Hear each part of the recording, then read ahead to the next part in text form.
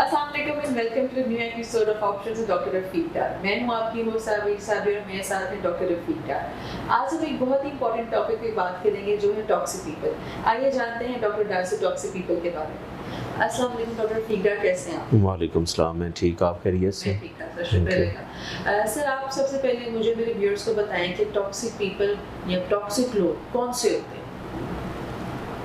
अच्छा, टॉक्सिक लोगों का एक बड़ा ट्रेंड चल रहा है कि लाइक टॉक्सिक लोग, अगर आप उसको ट्रांसलेट करें, वो लोग जो अच्छे नहीं होते, जहरीले कह लें।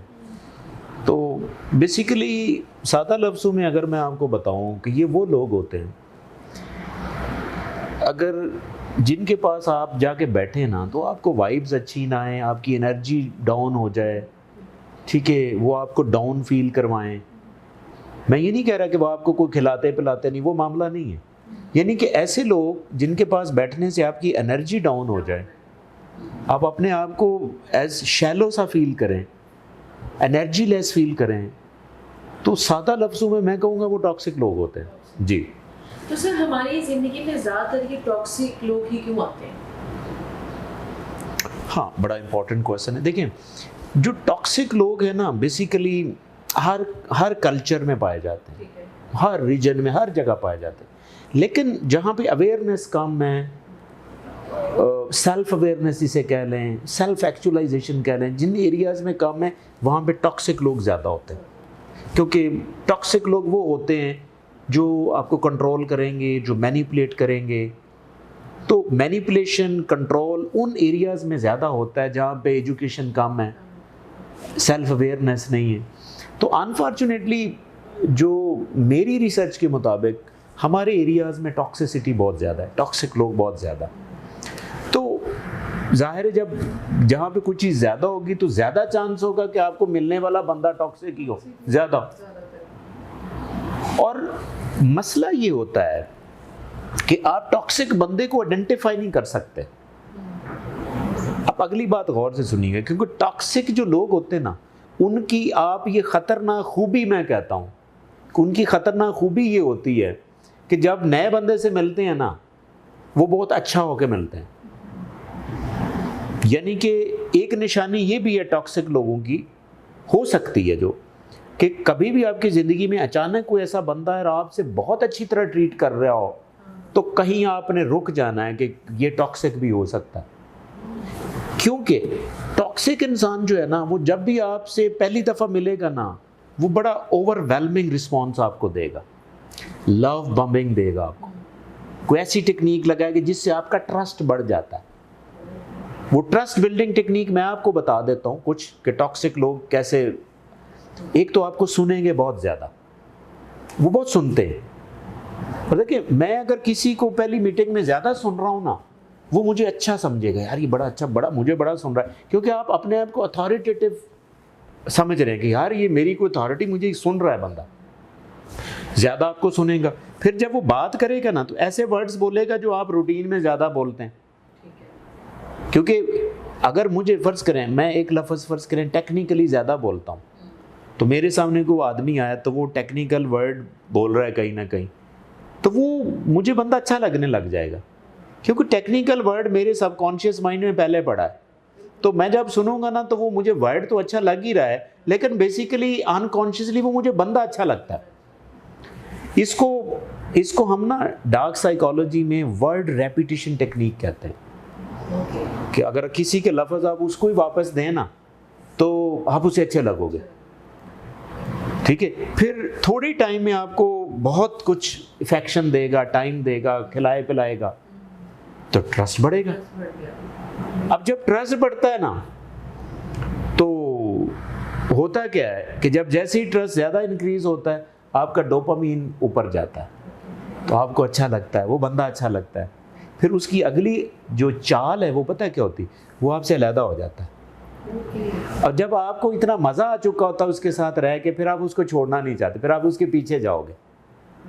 जब पीछे जाते हैं ना, अब आपकी ज़रूरत बन गया, फिर वो कोई ना कोई बीच में इनडायरेक्टली डिमांड रखेगा। आप कहेंगे कोई बात नहीं है, तो मैं भी कर देता हूँ या कर देती हूँ। उसने कंट्रोल कर लिया ना आपको। तो इसीलिए अक्सर हमें लोग इस तरह मिलते हैं शुरू में, होते टॉक्सिक है लेकिन बाद में पता चलता है। और उनकी ये खतरनाक खूबी मैंने बताई कि वो शुरू में जब मिलेंगे तो इंतहा प्यार से मिलेंगे। अच्छा, तो सर जब हमें पता चल जाता है कि एक इंसान ये टॉक्सिक है, ये टॉक्सिक बंदा है मेरी ज़िंदगी में, तो फिर हम उनके साथ रहना क्यों पसंद करते हैं? हाँ, बड़ा आपने इम्पोर्टेंट क्वेश्चन किया है कि बहुत से लोग देखने वाले आपके ये ज़रूर इसको एक्नॉलेज करेंगे कि हमें पता होने के बावजूद फिर भी हमारा कोशिश होती है किसी के साथ अटैच रहें। 10 दफ़ा हम बर्दाश्त करते हैं, 20 दफ़ा।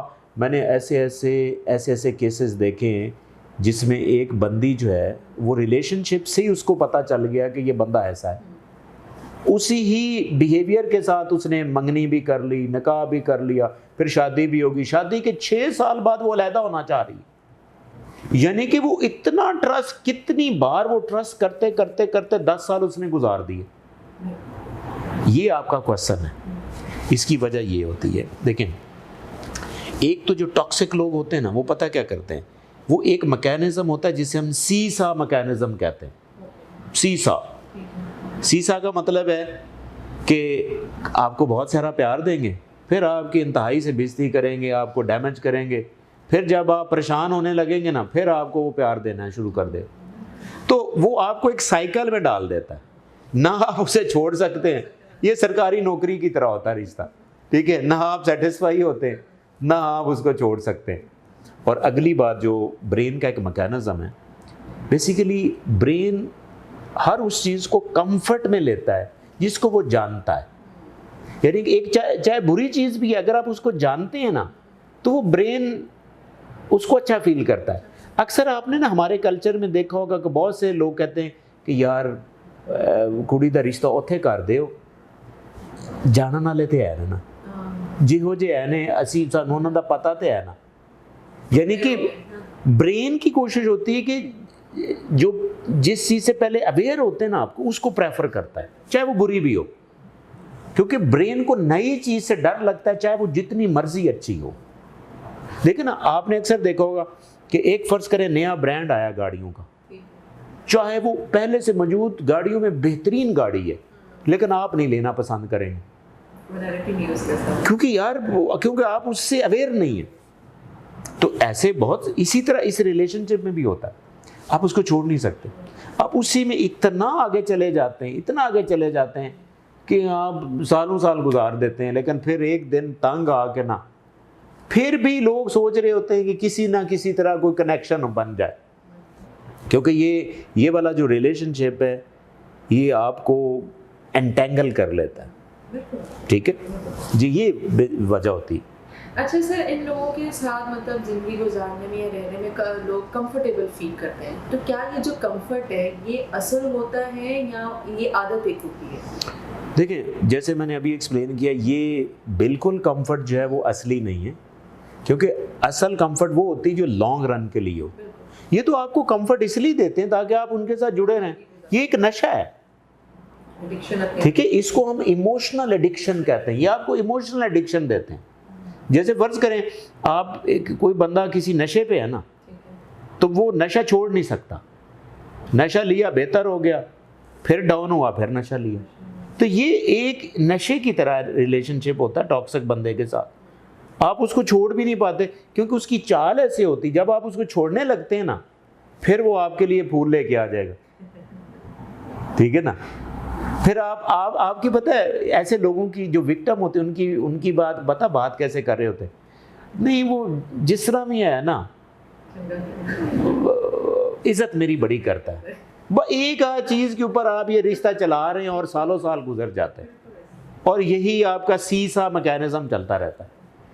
तो सही टॉक्सिक लोगों का हमारी ज़िंदगी में क्या असर होता है, क्या असर डालते हैं हमारी ज़िंदगी? देखिए, सादा लफ्ज़ों में कहूँ कि तबाही मचा देते हैं।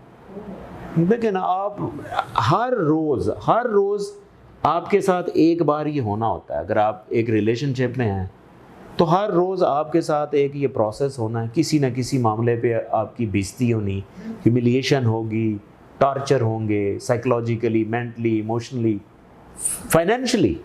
फर्ज करें वो बंदा आपको कंट्रोल कर रहा है, वो आप फर्ज करें आपको मोहब्बत प्यार दे के साइड पे हो जाता है, एक ड्रामा करता है कि जी मेरा नुकसान हो गया 10 लाख का, तो मैं तो अब बोल भी नहीं सकता, मैं कैसे मिलूँ आपको, मैं तो बहुत परेशान हूँ। वो बंदी कहती कि अच्छा 10 लाख है ना, ये लो। अब उसने फाइनेंशियली भी कंट्रोल कर लिया। ये मैं आपको वो चीज़ें बता रहा हूँ जो हमारे सोसाइटी में हो रही हैं। और ये मेरा मकसद भी होता है कि ये मैंने पूरी ना डार्क साइकोलॉजी के ऊपर, ये सारी डार्क साइकोलॉजी है, यानी कि साइकोलॉजी और मैनिपुलेशन, मैंने इसके ऊपर एक ना पूरी सीरीज वीडियोस की बना दी कि लोग देखें और लोग बचें कि इन लोगों से आपने बचना कैसे। तो सर क्या हर बंदा जान के टॉक्सिक होता है? देखें ये बड़ा इंपॉर्टेंट क्वेश्चन है। देखें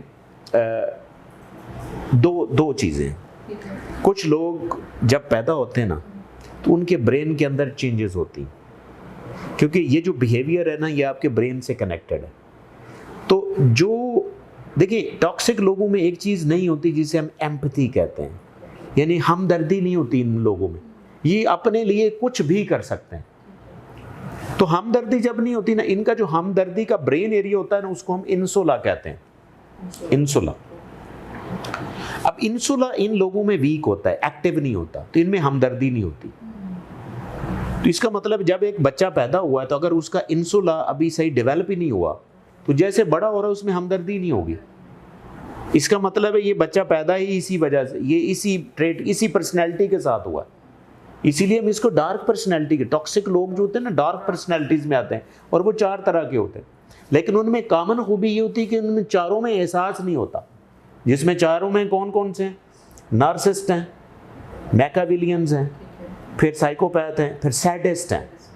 4 तरह की ये डार्क पर्सनैलिटीज़ हैं और चारों टॉक्सिक होते हैं, और इनका तरीका वारदात अलग-अलग होता है कि उन्होंने नुकसान कैसे पहुंचाना।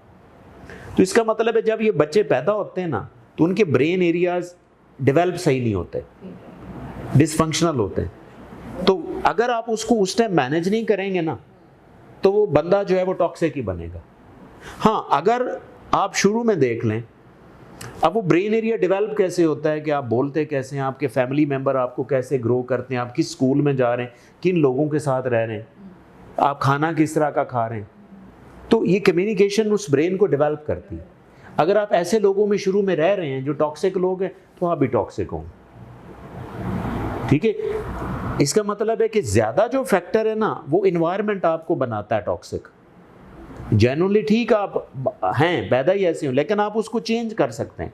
ब्रेन में कैपेसिटी होती है कि आप उसको एक्टिव कर सकते हैं, और इस कैपेसिटी को हम न्यूरोप्लास्टिसिटी कहते हैं।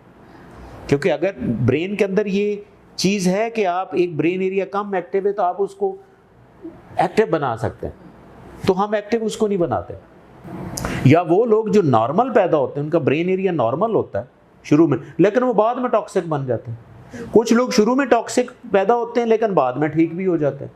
इसका मतलब है जो सबसे इम्पॉर्टेंट रोल है ना वो हमारा इन्वायरमेंट है, हम कहाँ पे रहते हैं, किन लोगों में रहते हैं, तो सबसे इम्पॉर्टेंट ये चीज़ है। अच्छा सर, मैं इसे आपने जो इन्वायरमेंट और बर्थ की बात की, मैं इसी से एक क्वेश्चन करना चाहती हूँ कि कितने आपको लगता है कि जो हमारी जीन्स या बाय बर्थ और इन्वायरमेंटल फैक्टर्स, इन्वायरमेंटल हमारी सोसाइटी के जो फैक्टर्स हैं कितना इन्वॉल्व होते हैं एक इंसान को टॉक्सिक बनाने में, या किस तरीके से बेसिकली बनाते हैं? देखें जो परसेंटेज है मैं कहता हूँ कि जीन से वो शायद कम है, लेकिन हमारे माशरे में सबसे ज़्यादा लोगों को टॉक्सिक बनाने में इन्वायरमेंट शामिल है।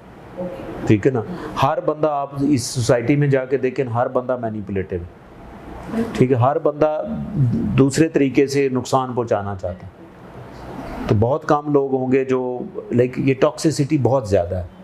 हाँ, जिन इलाकों में, यानी कि जिस तरह आप यूरोप चले जाएं वहाँ पे तो फेक चीज़ का नाम ही नहीं। ठीक है ना, सुपर मार्केट में जाए ना, किसी पे नहीं लिखा होगा कि ये असली दूध है, किसी पे नहीं लिखा होगा कि ये ओरिजिनल है या असली है। वो होती एक ही चीज़ होती है, असली होती। दूध का क्या 2 नंबर कहाँ होना है? यहाँ पे आप किसी से दूध लेने जाएं कि ये जी 200 रुपये लीटर है, ये 250 वाला, ये 300 वाला, ये 150, ऐसे कैसे हो सकता? जो 300 वाला उसे पूछे कि ये खाले से, कहता नहीं है, तभी कोई पता नहीं। ठीक है ना, तो ये इन्वायरमेंट बहुत इम्पैक्ट करता है आपको टॉक्सिक बनाने में। तो सर ये ऐसा कि टॉक्सिक लोगों से जो विक्टिम्स हैं वो कैसे बच सकते हैं? देखिए पहली बात तो ये सेल्फ अवेयरनेस होनी चाहिए कि आप सेल्फ अवेयर हो कि किस तरह के लोग। देखें एक बंदा आपकी ज़िंदगी में नया नया आया, वो आपको बहुत ओवरवेलमिंग रिस्पॉन्स दे रहा है, ठीक है। आपको इधर उधर रेस्टोरेंट में लेके जा रहा है, खिला रहा है, पिला रहा है। आप सोचे तो सही, क्या मुझे ही क्यों खिला रहा है? ठीक है, हमारे यहाँ तो ये कॉमन सेंस ही नहीं। हमारे यहाँ तो मैं आपको बताऊं कि हम इतना नहीं सोचते कि अभी फर्ज करें मैसेज आ जाए ना कि आपका बेनज़ीर इनकम सपोर्ट प्रोग्राम से 50 लाख निकला है, तो आप ये लिंक पे क्लिक करें तो हम कर देते हैं। या हमें कहें जी आप 5,000 पहले टैक्स दे दें, तो फिर हम 50 लाख आपको दे देंगे।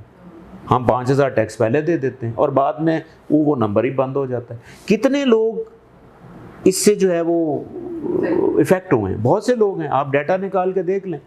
लेकिन कभी हमने ये सोचा कि मैंने भाई बेनज़ीर इनकम सपोर्ट प्रोग्राम में अप्लाई नहीं किया कभी, तो मेरा नाम कैसे आ गया? मैंने तो अप्लाई नहीं किया, फिर भी हम चले जाते हैं। इसका मतलब है कि अपने जो ब्रेन एरियाज़ हैं उनको, ये डिसीजन मेकिंग वाला ब्रेन एरिया अगर आप बेहतर कर लेते हैं तो आप मैनिपुलेट नहीं होंगे। आप अपना एक्सपोजर बढ़ाएं, ऐसे लोगों के साथ बैठें जो इंटेलेक्चुअल हैं। ज़हीन आदमी क्यों मैनिपुलेट नहीं होते? ठीक है ना, गोरे तो नहीं ना होते मैनिपुलेट। गोरे को कहे ना कि आपका ये इसमें निकला, वो कहेगा मैंने तो अप्लाई नहीं, वो तो ये पहले ये कहेगा। ठीक है ना, हमारे लोग क्यों चले जाते हैं वहाँ पे, बल्कि दफ्तरों में चले जाते हैं। ठीक है, इसका मतलब है अपने आप को अवेयर करना। अगर आपकी ज़िंदगी में कोई टॉक्सिक लोग आते हैं, उनके साथ बाउंड्रीज रखें, उनके साथ लॉजिकल चलें, तो आप बच सकते हैं। जी सर, एंड पे आप क्या मैसेज देना चाहते हैं हमारे लिए? देखिए, मैसेज अगेन यही है कि ये लोग इधर ही हैं। ठीक है, उनका फर्ज, या वो नेचुरली बने हैं या उनको बनाया गया है, उसमें आपका कसूर नहीं। लेकिन आपका कसूर ये है कि आपने बचना है। अगर आप बचते नहीं है ना, विक्टिम बनते हैं, तो ये आपका कसूर है। आपने सेल्फ अवेयर होना है, चीज़ें सीखनी है, एक्सपोजर लेना है। हाँ, जो टॉक्सिक लोग हैं वो अपने आप को समझते हैं कि हाँ मेरे अंदर ये ट्रेट आ चुका, तो वो कोशिश करें कि ऐसे लोगों के साथ बैठें जो बड़े पॉजिटिव हैं। लोग ऐसे लोगों के साथ बैठना शुरू करें, वो भी पॉजिटिव हो सकते हैं। Thank you ji. So much doctor फीडराइट ने No problem. मेरे व्यूअर्स को इस टॉपिक के बारे में समझाने के लिए। अगर तो किसी का कोई क्वेश्चन है रिगार्डिंग दिस टॉपिक, या वो कोई और इंटरेस्टिंग टॉपिक पे कुछ जानना चाह रहे तो please feel free to comment down. Thank you so much.